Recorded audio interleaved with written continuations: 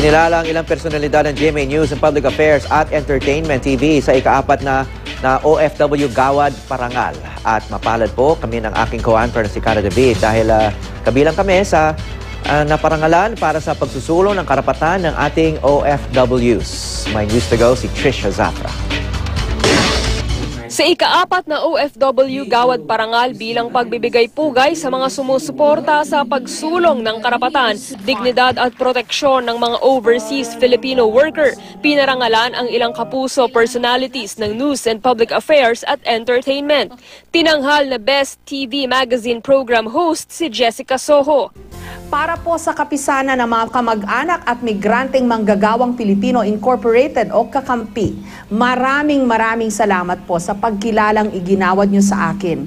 Higit kanino man, mas dapat pong kilalanin ang inyong pangangalaga sa kapakanan ng mga migranteng Pilipino o ating OFWs, Overseas Filipino Workers, na siyang maituturing nating mga bagong bayani. Outstanding Lifestyle Program host si Cara David. Outstanding male documentarist naman si Howie Severino. Maraming salamat po sa lahat ng mga bumubuo ng Kakampi Awards. 4th OFW Gawad Parangal. Isa pong malaking karangalan para sa amin yung makilala ng mga OFWs kasi kayo po ay isang malaking inspirasyon po sa aming lahat. Maraming salamat po, Kakampi, para sa parangal na ito. Napakahalaga nito para sa akin dahil galing ito sa mga bayani nating OFW at sa kanilang mga pamilya na nagsisikap sa iba't ibang bahagi ng mundo. Thank you very much. Outstanding female documentarist si Sandra Aguinaldo.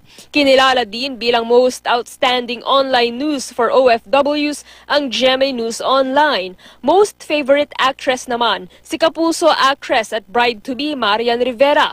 Pinarangalan din sina Carla Abellana, Tom Rodriguez, Dennis Trillo, Jose Manalo at superstar Nora Honor. Pati kapuso shows na Celebrity Bluff, Eat Bulaga at My Husband's Lover binigyang pagkilala rin. Kabilang din sa awardees sina Pag-ibig Fund President and CEO Darlene Bernabe, POEA Administrator Hans Leo Kakdak at Lilibet Suralvo ng SSS.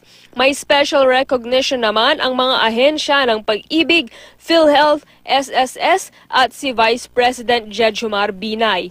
4 na taon nang ginagawa ng Kakampi o kapisanan ng mga kamag-anak at migranteng manggagawang Pilipino Incorporated ang parangal bilang paggunita rin sa International Migrants Day. Trisha Zafra, GMA News.